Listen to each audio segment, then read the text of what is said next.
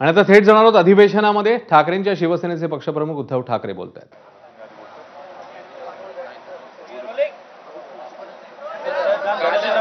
सुरक्षा विधेयकाला महाविकास आघाडीच्या नेत्यांनी तुम्ही देखील कडाडून विरोध केलेला आहे, आपली काय मत आहे? काल आणि आज विधिमंडळामध्ये जनसुरक्षा कायदा ते कुठे ते या नावाने एक कायदा आणला जातोय. काल खालच्या सभागृहात बहुमताच्या जोरावर तो मंजूर करण्यात आला.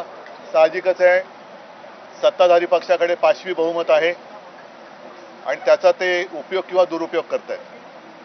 आमचा याला नेमका विरोध कशाला आहे हे जेवढे सदस्य आमच्याकडनं बोलले, मग अनिल परब आहेत, अभिजित आहेत, सचिन अहिर आहेत, आणखीन कोण बोलवतं, तिघच जण बोलले. यांनी स्पष्ट शब्दात सांगितलेलं आहे, सरकारने म्हणजे आपण म्हणतो ना काय कथनी और करणी, त्याच्यामध्ये फरक आहे तसं दिसतंय. सांगताना ते सांगतात की नक्षलवादाचा बिमोड करायचा आहे, दहशतवादाचा बिमोड करायचा आहे, परंतु या बिलामध्ये, या कायद्याच्या जो काय मसुदा आहे त्याच्यामध्ये कुठेही नक्षलवाद किंवा दहशतवाद असा उल्लेख नाहीये. सुरुवातीला फक्त कडवी डावी विचारसरणी, कडव्या डाव्या विचारसरणीच्या संघटना. आतापर्यंत मी कडवे वाल हा शब्द ऐकला होता, कडव्या डाव्या हा शब्द प्रयोग पहिल्यांदा ऐकतोय. डावा आणि उजवं याच्यामधला नेमका आता आपल्याला फरक करण्याची आवश्यकता आहे. साधारणपणे शिवसेना आणि त्यावेळेला भाजपा वगैरे आम्ही सोबत होतो, आम्हाला उजव्या विचारसरणीचे म्हणायचे आणि आम्ही आहोत, कारण आम्ही धर्म मानणारे आहोत सगळेच, आणि सगळेच मला वाटतं धर्म मानणारे आहेत. डावी विचारसरणी खरं म्हणजे डावा आणि उजवं करण्याची गरज नाही, पण आपल्या संविधानाच्या प्रस्तावनेमध्ये जे काही लिहिलेलं आहे त्याच्यामध्ये सर्वसमावेशकता आहे, समानता, सामाजिक न्याय, व्यक्ती स्वातंत्र्य, आणि मोदीजींनी सुद्धा सबका साथ सबका विकास म्हणजे ही डावी विचारसरणी आहे का उजवी विचारसरणी आहे हा फरक त्यातून कळत नाहीये. आम्ही या बिलावरती बोलताना जर देशविघातक शक्तींचा बिमोड करायचा असेल तर आम्हाला विचारण्याची गरज नाही. आम्ही नक्कीच सरकारसोबत आहोत, राहू आणि राहणार, त्याच्याबद्दल दुमत असण्याचं कारण नाहीये. परंतु तुम्ही राजकीय हेतूने प्रेरित जर का हे बिल आणत असाल, आणि तसं त्याला वास येतोय, कारण मी म्हटलं तसं की याच्यामध्ये कुठेही नक्षलवाद वगैरे वगैरे असं काही शब्दच नाहीये. मात्र धोकादायक जो शब्द आहे तो मी तुम्हाला मुद्दामून वाचून दाखवतो. हे केवळ आम्हालाच नाही तर तुम्हाला सुद्धा लागू होत आहे आणि तमाम जनतेला ते कधीही लागू शकतात. त्याच्यामध्ये जे म्हटलेलं आहे, बेकायदेशीर कृत्य याचा अर्थ एखाद्या व्यक्तीने किंवा संघटनेने केलेले जे सार्वजनिक सुव्यवस्था, शांतता व प्रशांतता यास धोका किंवा संकट निर्माण करते असे, किंवा जे सार्वजनिक सुव्यवस्थेमध्ये हस्तक्षेप करते किंवा ज्याचा हस्तक्षेप करण्याकडे कल आहे असे, किंवा वगैरे वगैरे म्हटलेले. याच्यात कुठेही दहशतवाद, नक्षलवाद हा शब्द नाहीये. म्हणजे सर्वसामान्य जनतेला सुद्धा कधी कुठेही उचलू शकतात आणि तुरुंगात टाकू शकतात, जे आतापर्यंत चाललेलं आहे. पूर्वी जसं मिसा कायदा होता, जसं टाडा कायदा होता, तसंच हा आता जनसुरक्षा कायदा आणलेला आहे. मला असं वाटतं याचं नाव जनसुरक्षेच्या ऐवजी भाजपा सुरक्षा कायदा केला पाहिजे, कारण भाजपच्या विरोधात जो बोलेल तो जणू काही देशद्रोही आहे असा त्यांचा तो समज आहे.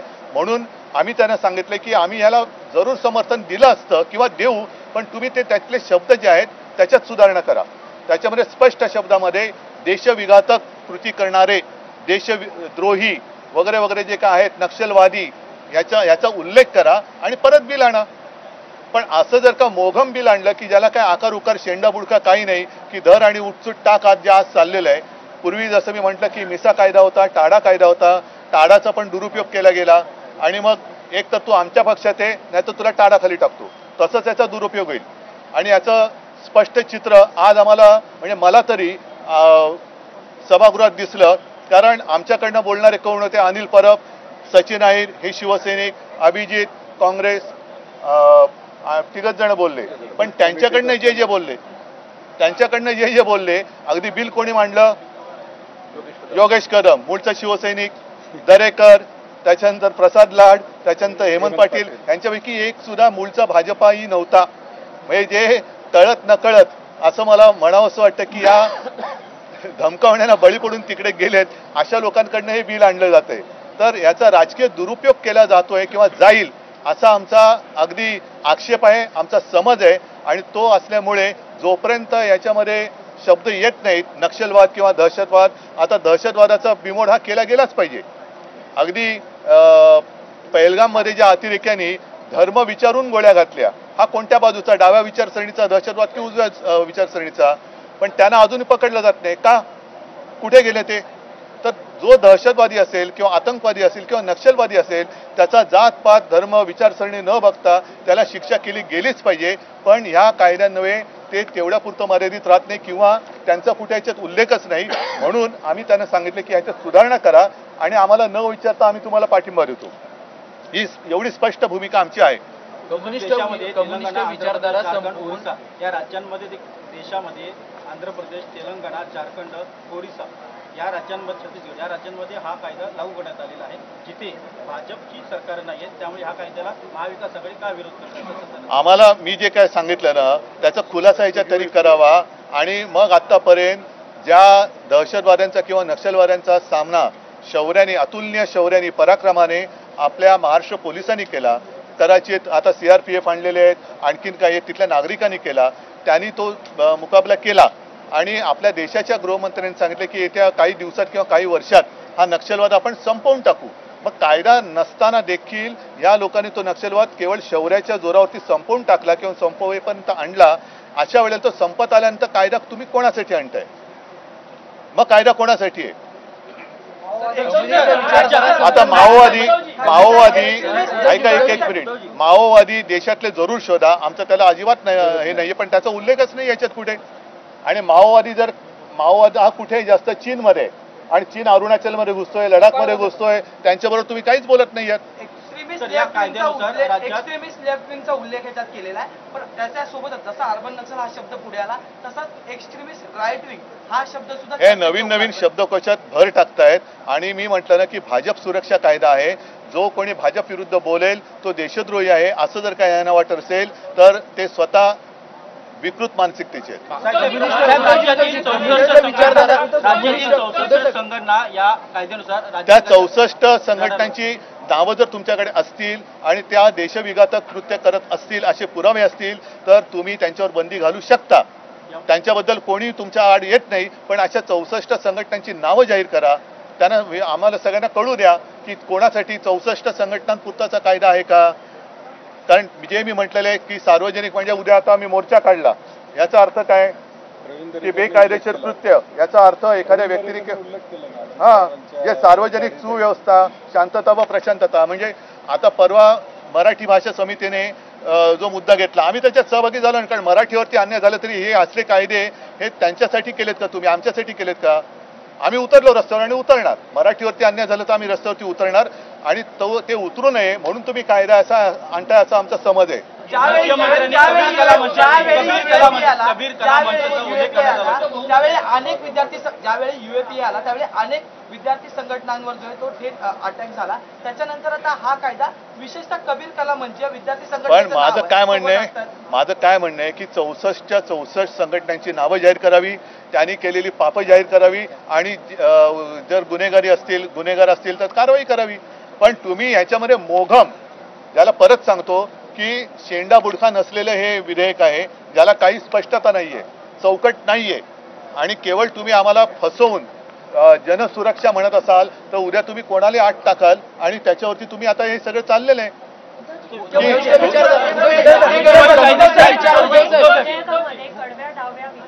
म्हणजे काय कडवी डावी म्हणजे काय? कडवी डावी म्हणजे काय? ऐका मी अरे पण विधेयक मी आणलेलं नाहीये. हेच तुम्ही जे विचारताय तेच मी विचारतोय त्यांना की कडवी डावी उजवी, कडवी उजवी, मग मधली डावी, मधली उजवी म्हणजे काय नेमकं ते सांगा ना. आणि एक मिनिट, आणि आपल्या संविधानामध्ये त्या प्रस्तावनेत लिहिलेलं आहे की सगळ्यांना समान संधी. मग आता गाडगेबाबांची जी दशसूत्री होती ती काय? भुकेलेल्याला अन्न, तहानला असेल त्याला पाणी, जो बेघर असेल त्याला, म्हणजे काय? आता तुम्ही 80 कोटी लोकांना राशन देताय ना, मग ही कोणती विचारसरणी आहे? सबका साथ सबका विकास. मग काय? मग तुम्ही याच्यामध्ये बिलामध्ये तसा स्पष्ट उल्लेख करा, आम्ही देतो पाठिंबा. पण तुम्ही काही त्याच्यामध्ये नसताना मोघम बिल आणाल आणि देशप्रेमाचे उमाळे आलेले दाखवाल तर हे देशप्रेम तुमचं खोटं आहे, झूट आहे. कम्युनिस्ट विचारधारा संपूर्ण बाळासाहेबांनी शिवसेना वाढवली. कम्युनिस्ट विचारधारा संपूर्ण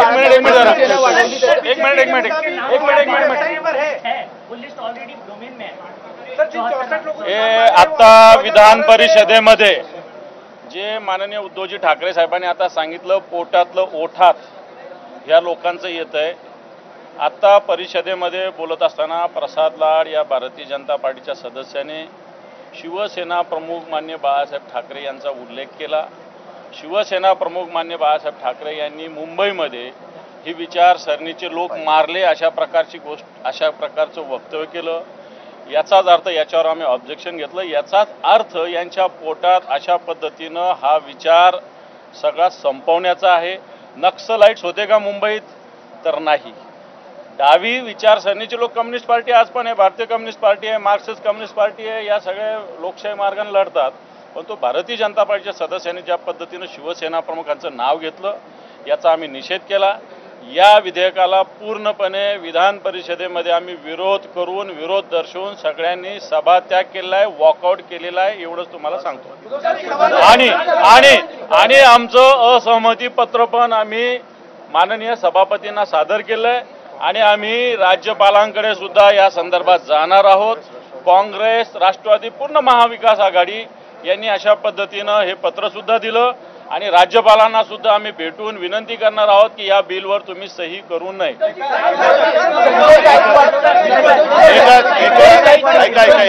एक मिनिट मला बोलू द्या.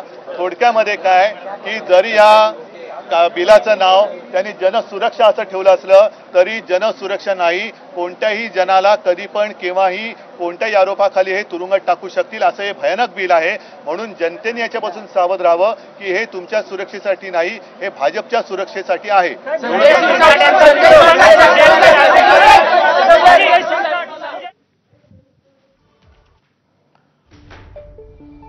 तर जनसुरक्षा विधेयकाला नेमका विरोध काय याबद्दल उद्धव ठाकरे आणि त्यासोबतच अंबादास दानवे यांनी भूमिका सांगितलेली आहे. नक्षलवाद शब्दाचा देखील उल्लेख नाही आणि त्यामुळे आपण याला विरोध करतोय. बेकायदा कृत्याची स्पष्ट व्याख्याच नाही आहे आणि त्यामुळे आपण याला विरोध करतोय आणि या संबंधात राज्यपालांची भेट घेऊन देखील आपण विरोध दर्शवणार आहोत असं देखील अंबादास दानवे म्हणाले.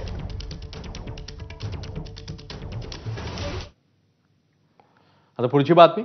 छत्रपती संभाजीनगरमध्ये IPS अधिकारी विश्वास नांगरे पाटलांच्या AI चेहऱ्या आडून लाखो रुपये लुटल्याचं समोर आलंय. डिजिटल